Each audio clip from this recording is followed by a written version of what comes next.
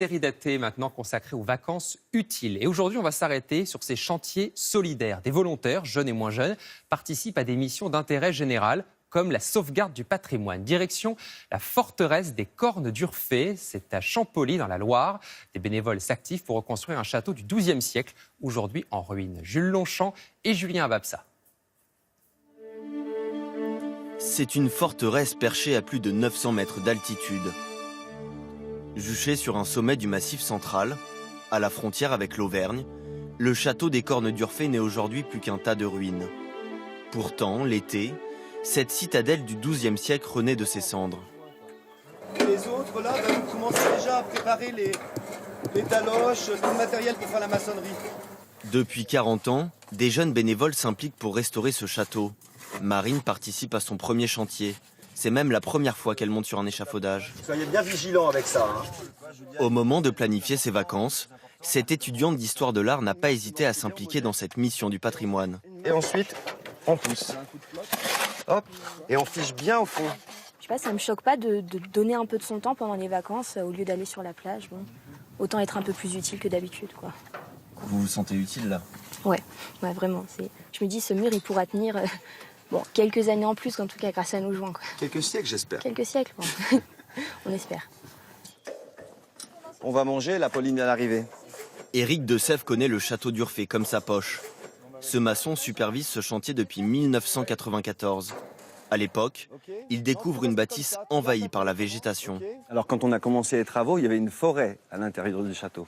Il y avait des arbres centenaires, c'était romantique en même temps, c'était vraiment magnifique. Mais c'est vrai que toutes ces années, donc il a fallu nettoyer tout ça, redégager des maçonneries. Vous voyez, celle-ci, ici, c'était pas apparent, par exemple. Donc ici, on est dans un projet de consolidation. Et c'est déjà beaucoup de travail. Objectif cette année, le confortement du mur d'enceinte pendant 2 semaines. Truelle et Brosse sont les compagnons des 12 bénévoles. Âgés de 18 à 30 ans, ils passent la journée sur le chantier, avant de regagner leurs locaux, dans le village voisin.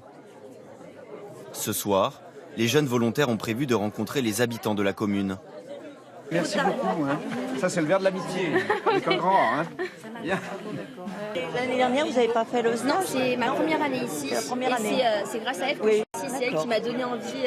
On m'en a parlé un petit peu, je me suis dit, tiens. Et là, Rendre compte de l'avancée des travaux des Cornes d'Urfé aux locaux fait partie de leur mission. Mais c'est aussi 2 mondes qui se rencontrent. Je vais monter les voir un jour, au château, les aider à travailler.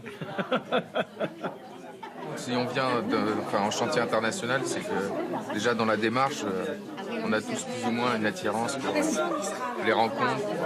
On a passé quelques jours à Paris avant. Parmi les volontaires, 4 sont étrangers. C'est le cas de Maï et Taya, étudiantes de l'école d'architecture du Caire. C'était Toulouse.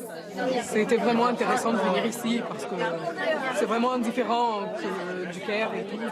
et c'est les premiers chantiers que vous faites ou vous en avez d'autres? C'est le premier, oui. Et elles n'échappent pas aux coutumes locales. Apprends à votre fille à faire les paniers. Je retape, tape, je retape les paniers. Je retape, tape. À l'aube des derniers jours du stage, tout le monde connaît son poste. La colonie retrouve le château et la fourmilière s'organise mécaniquement.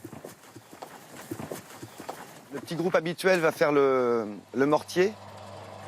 Todd, Hamza et Quentin sont maintenant autonomes. À 3, ils préparent le mortier pour bâtir le muret d'entrée. Allez voir, on imagine qu'ils ont fait ça toute leur vie.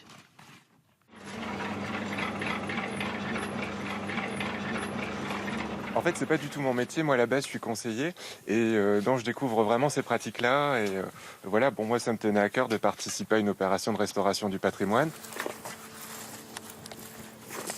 En posant cette pierre, les 3 jeunes hommes terminent un étage de leur fondation. L'aboutissement de plus de 50 heures de travail. L'art du geste est passé, quoi. En une semaine, d'ailleurs, c'est Quentin qui me disait, quand il est arrivé, qu'il avait 2 mains gauches. Et en fait, tu t'en sors très bien avec tes 2 mains gauches. On va se débrouiller, ouais. Non, là, je suis ravi. Vous voyez, ça a quand même monté droit. En tout cas, c'est mieux que ceux de l'année dernière. Ah, cool. Non, c'est bien. Depuis 1966, les chantiers solidaires ont permis de restaurer 800 sites en Europe.